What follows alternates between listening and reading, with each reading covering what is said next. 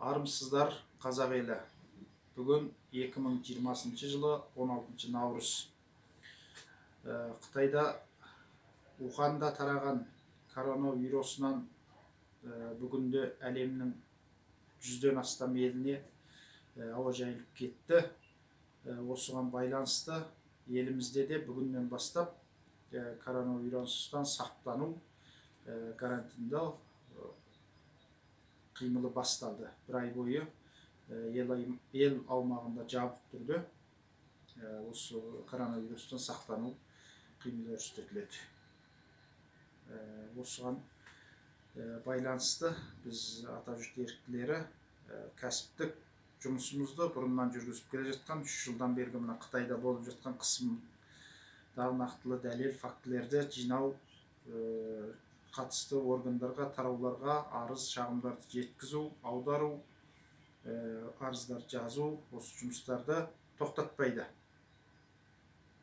Енді келіп арызданам деушілер болса, біздің есігіміз ашық, жұмыс жалғасы жүріле беріледі. Болмаса, келмей-ақ арызданам деушілерге өз үйінде видеолар түсіріп, немесе жазбаша арыздарды Қазақстан Республикасының Сыртқы істер министрлігіне, Біріккен ұлттар ұйымының Алматыдағы, Астанадағы бөлімшелеріне жазбаша арыздар жазып жіберулеріңізге болады. Жазбаша арызға да біздің офисқа келсеңіздер, көмектесе аламыз. Арыз жазып беру, аударып беру барлығы тегін түрде істелінеді. Біз жұмысымызды ешқашан тоқтатпаймыз. Қазіргі ең маңызды істелінетін жұмыс Қытайда ешқандай кінәсіз, қылмыссыз түрлі жылдарға, 7 жылға, 10 жылға, 15 жылға, 20 жылға сотталып кеткен қандастарымыздың жұмыстары болып отыр.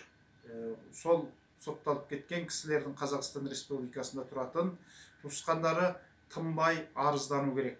Бұлардың саны неше мыңдап саналады. Бұндай жазықсыз сотталып кеткен қандастарымыз. Осы жұмыс әркез мына ел аумағындағы карантиндау жұмысына байланысты тоқтап қалмау керек. Біздің әдірісіміз Алматы қаласы Жібек жолы 50.